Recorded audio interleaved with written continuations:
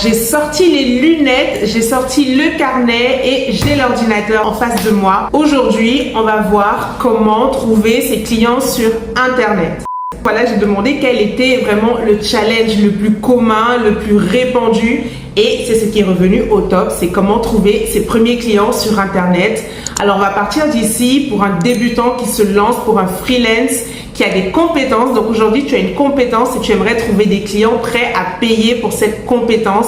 Tu es sur la bonne vidéo, donc bienvenue à toi et reste bien jusqu'à la fin parce qu'on va vraiment aborder la recherche de clients sur Internet d'une manière très complète. Je vais essayer d'être vraiment spécifique pour que ça puisse parler et que ce soit vraiment plus accessible à tous. Alors qui je suis? Donc je m'appelle Anaëlle, je suis web entrepreneur et digital nomade. Donc j'aide les personnes qui souhaitent se reconvertir dans le digital. Donc qu'est-ce que ça veut dire? Ça veut dire les personnes qui souhaitent travailler 100% en ligne, c'est-à-dire développer des compétences, trouver des clients, vendre leurs services ou alors de démarrer leur propre business en ligne. Donc je les aide vraiment dans toutes les étapes, tout ce qu'il faut savoir sur le digital. Et j'ai un groupe Telegram privé, lequel tu peux rejoindre dans la barre de description, où je partage vraiment toutes les tendances, toutes les pépites et toutes mes idées de business à lancer en 2024, voire en 2025. Vraiment, je suis tellement curieuse du digital que je découvre toujours de nouvelles pépites à partager. Donc n'hésite pas à rejoindre mon groupe Telegram dans la barre de description. Alors sans plus tarder, après ce petit instant de promotion, on va attaquer tout de suite le vif du sujet qui est comment trouver ses clients sur Internet. On va partir du principe qu'aujourd'hui, tu as déjà une compétence, forcément. J'imagine que si tu souhaites trouver des clients, c'est que tu as un service à proposer. Tout ce qu'on va voir aujourd'hui peut vraiment te servir si tu souhaites vendre quelque chose sur Internet. Que ce soit un produit physique ou un produit digital ou un service. Avant toute chose, j'aimerais, avant même de commencer, refaire un petit disclaimer parce que quelque chose aussi que j'ai remarqué, c'est que généralement, on a la solution à notre problème. Qu'est-ce que j'entends par là? C'est-à-dire que la plupart des personnes avec qui j'ai échangé et qui ont ce challenge, dont moi, c'est le fait que on sait déjà comment faire pour trouver des clients. Alors, ça peut te paraître contre-intuitif parce que tu es ici devant cette vidéo parce que tu ne sais pas comment trouver des clients. Mais je vais te dire une vérité un peu inconfortable, c'est qu'en fait, tu sais exactement comment trouver tes clients. Sauf que potentiellement, tu procrastines comme on le fait tous parce que qu'est-ce que ça veut dire trouver des clients? Ça veut dire aller vers l'autre. Et ça inclut souvent de prospecter et à cette idée, beaucoup d'entre nous sont vraiment timides, vraiment réticents à l'idée de se mettre en avant ou d'aller à l'avant justement pour aller trouver ses clients. Soit par syndrome de l'imposteur, soit par manque d'expérience, soit par manque de connaissances, c'est-à-dire voilà, ils ont l'impression qu'il faut beaucoup de choses pour aller chercher ses clients ou qu'il faut voilà, avoir un CV assez... voilà, bref, on se monte la tête, on en fait d'un rien un tout et c'est généralement ça qui nous bloque. Donc voilà, vraiment la première chose, c'est déjà le mindset. Il faut savoir qu'aller chercher ses clients, c'est vraiment enfiler son armure, son sac, prendre ses provisions et aller, j'allais dire aller à la guerre, mais ça fait peut-être un peu trop extrême, mais c'est vraiment aller au devant de la situation, c'est vraiment aller et prendre la responsabilité de ses clients, aller les chercher. Donc bien sûr, il y a des stratégies pour qu'ils te tombent tout cuit entre les mains, mais le mieux, c'est vraiment d'aller les chercher. Et c'est ce qui est le plus efficace, en tout cas au début quand on se lance et qu'on part de zéro et qu'on n'a pas encore notre base de clientèle fidèle et récurrente. Alors, numéro 1, si tu veux trouver tes premiers clients sur Internet, ça va être de définir ton public cible. Alors, qui sont tes clients? Ça, c'est la véritable question, c'est la base de tout, c'est le point numéro 1. On part de là. Qui sont tes clients? Dans ce premier point, on doit vraiment souligner le fait que comprendre ton marché cible, donc qui sont tes clients, c'est vraiment hyper important parce que ça va déterminer toute ta stratégie digitale en fait. C'est-à-dire, ça va être tout l'ensemble d'actions que tu vas mettre en place pour pouvoir aller vendre ton produit, ton service à cette personne-là. Si tu parles à tout le monde, tu vas te noyer dans un puits avec toute la concurrence en fait. Tu vas vraiment noyer ton offre et ça va être très difficile pour toi de faire des ventes tout simplement. Avant même d'essayer de comprendre pourquoi tu ne trouves pas de clients, essaye de comprendre déjà qui sont tes clients. Aussi, ça va te faciliter énormément la tâche. C'est-à-dire que si tes clients, par exemple, ce sont des médecins, ce sont des jardiniers, donc autant aller là où il y a des jardiniers ou des médecins, tu vois. Au lieu de te disperser et aller taper un peu partout en espérant qu'au petit bonheur la chance, un client va peut-être se réveiller, va tout de suite là où se trouve ta potentielle cible. Donc c'est beaucoup plus simple, tu vois, même en termes de travail. Au lieu de faire tout ça, bah là tu choisis un bout et tu vas que dans ce bout-là. Et là tu fais vraiment de ton mieux et tu as plus de chances d'attirer tes clients ou de les trouver de cette manière-là. En deuxième, l'utilisation des médias sociaux. Ici, tu as compris qui est ton client idéal, tu sais qui c'est, donc c'est peut-être les jardiniers. Moi j'ai un truc avec le jardinage dans mes exemples.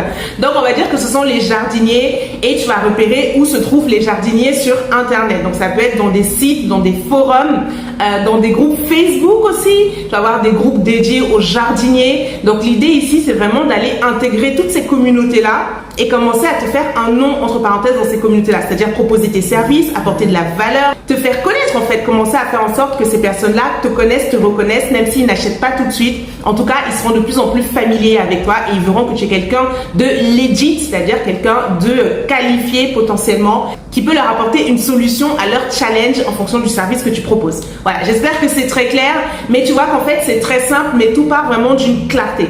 Le problème des fois quand tu n'arrives pas à trouver des clients sur internet, c'est que même dans ta tête, ce que tu proposes ou ce que tu mets en avant n'est pas assez clair, la structure n'est pas assez claire, du coup tu t'éparpilles, ça te fait une montagne de travail et là tu commences à procrastiner parce que c'est juste inconfortable, parce que tu ne sais plus par où commencer. Alors en numéro 3, optimisation du contenu. Donc qu'est-ce que ça veut dire? Voilà, à chaque fois je spoil le point d'après dans le point que j'aborde, mais comme je disais un peu dans le point 2, tu vois, dans le point 3, comme on dit, optimiser le contenu, bah, c'est ce que je te disais, c'était créer de la valeur, c'est-à-dire créer du contenu optimisé en fonction de ta cible. Donc si ta cible, tu leur vends des choses aux jardiniers, que ce soit des services, tu peux leur créer des sites internet, on sait jamais, ou tu peux leur vendre, je sais pas, des arrosoirs pour les plantes. J'ai vraiment des exemples, je sais pas d'où ça vient, mais en tout cas c'est là. Alors l'idée c'est vraiment de créer du contenu autour du jardin, autour des plantes, autour des fleurs, autour de tout ce qui touche vraiment en botanique et compagnie. Donc c'est créer du contenu, apporter de la valeur, peut-être des choses que tu connais, ou apporter de la valeur en fonction du service que tu proposes. Donc l'importance pour les jardiniers d'avoir un site internet, d'avoir une présence dans le digital, d'avoir un site où on puisse avoir accès à leurs services, à leur travail, à leur portfolio. Voilà, si tu es designer, les aider à mettre en avant leur singularité. Créer du contenu aussi adressé à ta cible, ça montre à ta cible à quel point tu es un expert, une ou un expert dans le domaine, voilà, dans lequel tu proposes tes services pour. Créer du contenu de qualité, alors je souligne de qualité, créer du contenu pour créer du contenu, ça ne sert à rien. Autant créer des choses qui te mettent en avant, c'est-à-dire vraiment qui mettent en avant ton expertise. Ça permet à ces personnes-là, ça permet à ta cible de comprendre que tu es un expert dans ton domaine. Donc ça les attire à toi, ça les rend curieux, ça fait en sorte que eux ils vont venir s'intéresser à ce que tu fais et potentiellement ils vont commencer à t'envoyer des messages pour en savoir plus et c'est comme ça que tu commences à attirer tes clients. En quatrième, j'ai mis le référencement SEO, donc le Search Engine Optimization comme on dit en anglais. C'est vraiment ce qui te permet d'être mieux référencé sur les moteurs de recherche, sur Google, et maintenant on commence à comprendre de plus en plus que même sur Instagram le SEO est super important. Alors plus vulgairement, qu'est-ce que c'est le SEO? En gros, encore une fois, si tu proposes des services autour de la jardinerie, on va dire que tu crées des sites internet pour les jardiniers, pour mettre en avant leur singularité, leur portfolio, voilà. C'est en gros d'écrire jardinier partout. Plus ton contenu va être lié à tout ce qui touche, voilà, les mots vont être vraiment optimisés pour les moteurs de recherche, donc tout le champ lexical du jardin, j'allais encore dire de la jardinerie, de la botanique. Ça va permettre aux moteurs de recherche de te mettre de plus en plus en avant. Bon, bien sûr, il y a plein d'autres stratégies, mais en gros, c'est ça le SEO. Donc, le mieux ici, peut-être, c'est de s'entourer de quelqu'un qui sait faire du SEO ou d'apprendre quand même. Il y a des fondamentaux, des basiques que tu peux déjà apprendre gratuitement sur Internet qui te permettent d'optimiser déjà ton contenu en termes de SEO. Et sache que le SEO est complètement partout, c'est-à-dire sur Facebook, sur Instagram. On le connaissait avant, surtout avec Google, mais on se rend compte de plus en plus qu'en fait, il est partout. Vraiment, fais attention à la manière dont tu crées ton contenu. Il faut vraiment qu'il reste dans la niche dans laquelle tu es, c'est-à-dire vraiment dans le champ lexical de ce que tu proposes et surtout de ce que ta cible consomme. Ça te permet d'être vraiment optimal et même à ta cible de te trouver. Je ne vais pas m'étaler plus que ça sur le SEO parce qu'il y a vraiment beaucoup de choses à dire, mais je pense que voilà, en gros, tu as compris, c'est vraiment optimiser la manière dont tu vas écrire pour les moteurs de recherche. et pour que ta cible puisse te retrouver facilement. Comme tu peux le voir, mon nom c'est Anaëlle, travailler sur Internet. Donc mon titre est clairement réfléchi en termes de SEO et je sais que les personnes, peu importe où elles se trouvent dans le monde, qui cherchent comment travailler sur Internet vont forcément tomber sur une de mes vidéos ou sur mon profil Instagram. D'ailleurs, n'hésite pas à me retrouver sur Instagram, c'est le même nom, Anaëlle-, travailler sur Internet. Je partage pas mal d'astuces sur l'intelligence artificielle, le business en ligne. Voilà, rendez-vous sur Insta. Enfin, on a ce qu'on appelle le marketing par email. Alors, qu'est-ce que c'est le marketing par email et comment tu peux appliquer ça de manière assez simple? Alors déjà, tu peux mettre en place ce qu'on appelle un lead magnet. Donc, ça va être un petit cadeau que tu vas offrir à tes prospects, donc aux gens qui sont potentiellement intéressés par ce que tu fais. Tu vois, une fois que tu as créé tout ce contenu gratuitement, une fois que tu as vraiment ciblé les personnes à qui ton message s'adresse et ces personnes-là commencent à te contacter petit à petit, un peu timidement, et là, tu peux leur proposer un cadeau gratuit où tu leur apportes de la valeur, des astuces, des conseils, un peu comme ce que je fais au travers de cette vidéo. D'ailleurs, moi, je suis clairement en train de t'apporter de la valeur et ce, gratuitement. Et l'idée ici, c'est vraiment de récupérer leur email. Donc, c'est de la valeur en échange d'un email. Et une fois que tu as récupéré un certain nombre d'emails, t'es pas obligé d'en avoir 10 000.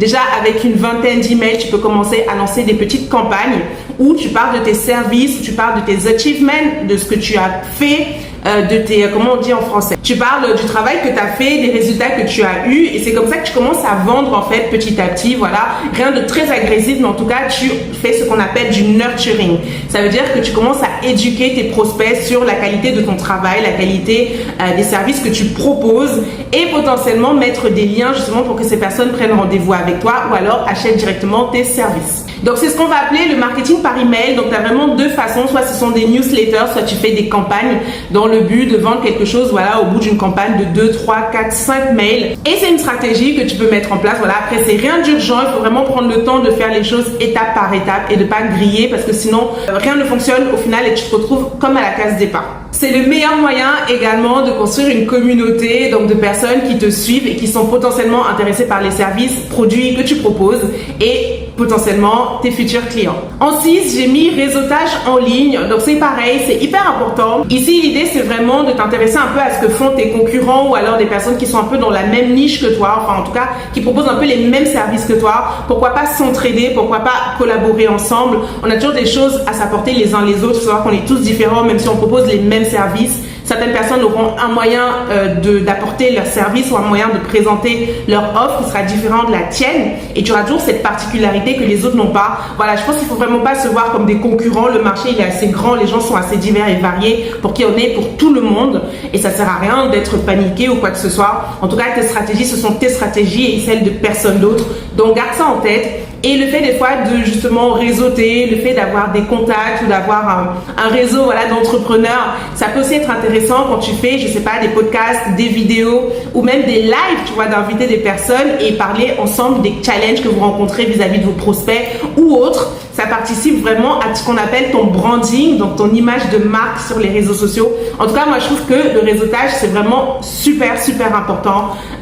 En fait, c'est ton métier maintenant. Donc, vraiment, tu vas avoir tout ce panel d'actions qui font partie de ton activité et c'est intéressant d'aller explorer chacune de ces actions à fond, quoi. En numéro 7, on va parler des publicités en ligne. Voilà, moi, j'ai vu passer, je trouvais ça tellement génial quand j'ai commencé à voir des freelancers faire de la publicité.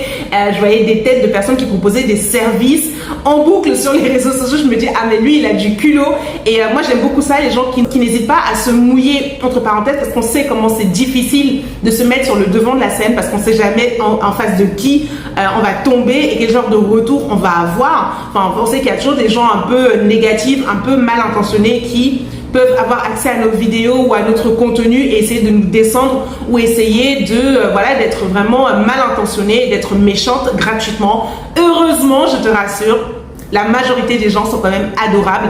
Alors même ceux qui sont passifs, c'est pas dire qu'ils n'aiment pas ton contenu ou qu'ils ne sont pas intéressés, c'est juste que voilà, comme toi, comme moi, la majorité du temps, on consomme du contenu sans pour autant interagir, c'est-à-dire on ne like pas ou on ne commente pas.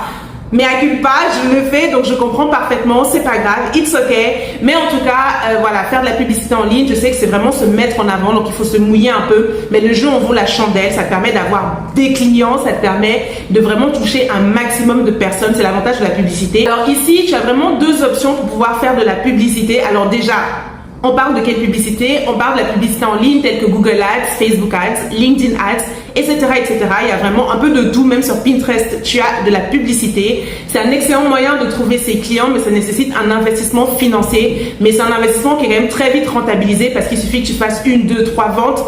Je pense que tu tombes très rapidement dans ton budget, donc ça vaut le coup. Après, il faut savoir s'entourer des bonnes personnes qui savent faire de la bonne publicité optimisée et qui savent vraiment te guider pour que celle-ci ait le maximum de résultats. Donc, je pense que ça rejoint un peu ce que je disais en introduction, la partie mindset et la partie vraiment essayer de vaincre ses peurs et essayer de faire un peu des choses qui au début peuvent nous paraître inconfortables, mais vraiment, c'est des choses à surmonter parce qu'après, tu vas voir que ça paye une fois que tu sors un peu de ta zone de confort et t'oses faire des choses. Et quand je parle d'oser faire des choses, je parle bien évidemment déjà de ne pas avoir peur de se mettre en avant.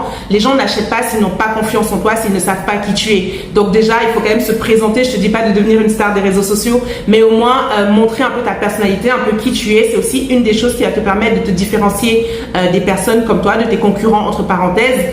Et lors de la publicité, c'est d'investir en soi. N'hésite pas à investir en toi pour avoir justement cette rentabilité. Donc si pour trouver des clients, tu dois pour X raisons arriver à faire de la publicité en ligne, vois-le vraiment comme un investissement, quelque chose qui va vraiment faire x10 dans ta progression dans le digital. Donc que ce soit en termes de gagner des abonnés, peut-être des gens, des mails pour ta liste email, ou alors des clients directement, selon la stratégie que tu auras mis en place avec le prestataire ou tout seul éventuellement. Enfin, on va terminer, pourquoi je crie?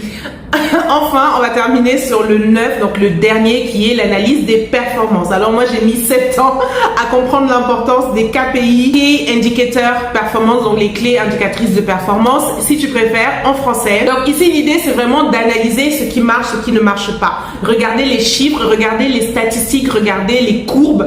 Tout ce que je n'aime pas faire, je ne vais pas dire que je déteste, parce que bon, quand on est obligé de le faire, on apprend à aimer. Mais en tout cas, c'est vraiment hyper important. Comme ça, tu sais exactement les actions que tu fais et qui ont des résultats, des actions que tu fais qui n'ont pas de résultats. Je rencontre beaucoup trop de personnes qui font la même chose depuis 1975. Ils n'ont toujours pas compris qu'il n'y avait pas de résultats, que ça servait à rien, qu'il est temps de se réveiller et de prendre le taureau par les cornes. Donc là, c'est vraiment aller regarder dans tes chiffres. Et qu'est-ce que ça veut dire concrètement? C'est par exemple quand tu fais un post sur Instagram, sur LinkedIn, sur Facebook, d'aller regarder comment performe ton post. Tu as un bouton sur Instagram où tu peux avoir ces indications-là dans ce qu'on appelle le tableau de bord. Donc, je regarde le post, comment il a performé, combien d'enregistrements il y a eu, combien de likes, combien de commentaires. Si tu vois qu'un post a mieux performé qu'un autre, essaye de comprendre pourquoi celui-là performe mieux. Et regarde qu'est-ce que tu as fait là de différent, qu'est-ce que tu as fait de vraiment impactant. N'hésite pas des fois à demander à ta communauté ou aux quelques personnes qui te suivent qu'est-ce qu'elles ont préféré dans ce post à l'instar de l'autre. À partir de ça, tu peux continuer à dupliquer ce qui fonctionne indéfiniment et continuer d'analyser entre ce qui fonctionne et le nouveau et voir qu'est-ce qui performe le mieux et ainsi de suite et ainsi de suite. L'idée à chaque fois, bien sûr, c'est d'aller en croissance, donc de s'améliorer à chaque fois.